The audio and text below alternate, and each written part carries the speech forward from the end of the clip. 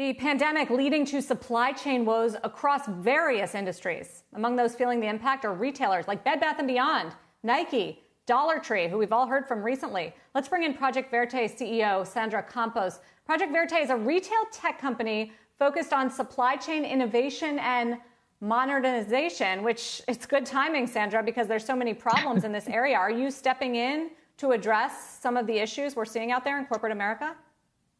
Hi, well, thank you so much for having me. And, it's obviously a very complicated and complex topic. We live in an interconnected global world today, so there's so many aspects that no one can really predict. And I think needless to say, there's a perfect storm happening right now.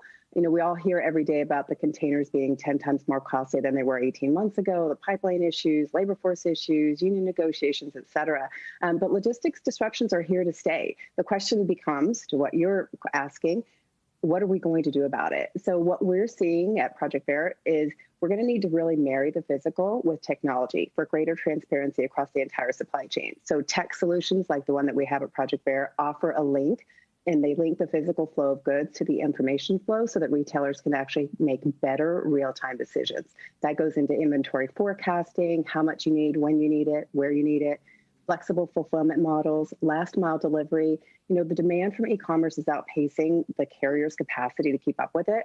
So companies are going to need to diversify in order to manage the exorbitant price escalation that we're seeing today. And that's where disruptors like companies like Airterra, they're providing capacity and carrier diversity in one solution, and they're much more accessible now from a tech standpoint. So what have we learned about supply chains through all of this, and what needs to be different going forward? Because it really feels like it's so widespread, from the chips to the clothing companies. Something's got to give, right? We can't go through what we're doing again.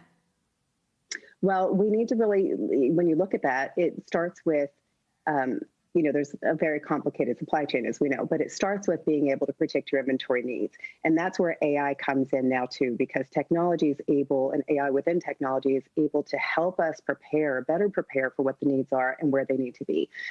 Secondly, most of the CEOs and the operators, supply chain operators I know, have been really looking for more nearshore opportunities for quite some time. But really diversifying the vendor matrix is also an important part. It's not easy to stand up a new production facility, and especially when everyone in an industry is trying to do it all at the same time, but that needs to happen consistently. So there need to be more options outside of China, outside of Vietnam, outside of Southeast Asia, going more towards, Portugal and Latin America and Mexico, and obviously the US as well. So we definitely need more nearshore options.